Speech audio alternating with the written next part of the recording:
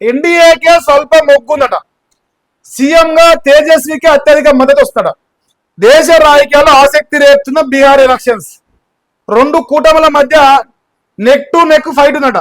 ప్రభుత్వాన్ని ఏర్పాటు చేసేందుకు 40.02% అవకాశాలట. సి ఓటర్ సర్వేలో సజ్జల విషయాలు బయటకు వస్తున్నాయి. దేశ రాజకీయాలు ఆసక్తి రేపుతున్న బీహార్ అసెంబ్లీ ఎన్నికల్లో పోర్లో ఎన్డీఏ ఇండియా కూటమి ప్రశాంత్ కిషోర్ జన్ సూరజ్ పార్టీ మధ్య బిగ్ ఫైట్ నడుస్తుంది. మొదటి విడత కోసం ఇప్పటికే నోటిఫికేషన్ విడుదలై నామినేషన్ల ప్రక్రియ కొనసాగుతుంది. ఈ నేపథ్యంలో బీహార్ ఓటర్లు ఈసారి ఎవరికి పట్టం కట్టబోతున్నారు, ఎవరిని ఇంటికి పంపన్నారనేది ఉత్కంఠ రేపుతున్నది. ఇందులో దాదాపుగా ఎన్డీఏకి అవకాశం ఉంది అనేది దాదాపుగా వాడుతున్నాయి. స్వల్ప మెజారిటీలో బయటపడబోతుంది అనేది చెప్తారు.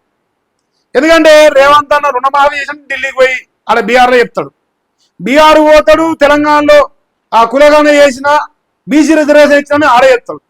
ఈ పద్ధతి ముచ్చటని ఆడ ప్రచారం జరుగుతుంది.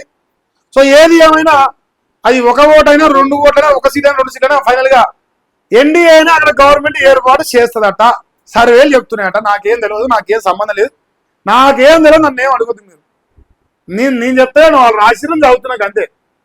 ఇక మరి ముఖ్యమంత్రిగా తేజస్వికి ఎక్కువ అవకాశం ఉందని రాసుకొచ్చారు. ఇక ఇద్దరి మధ్య 2% మాత్రమే ఉందట.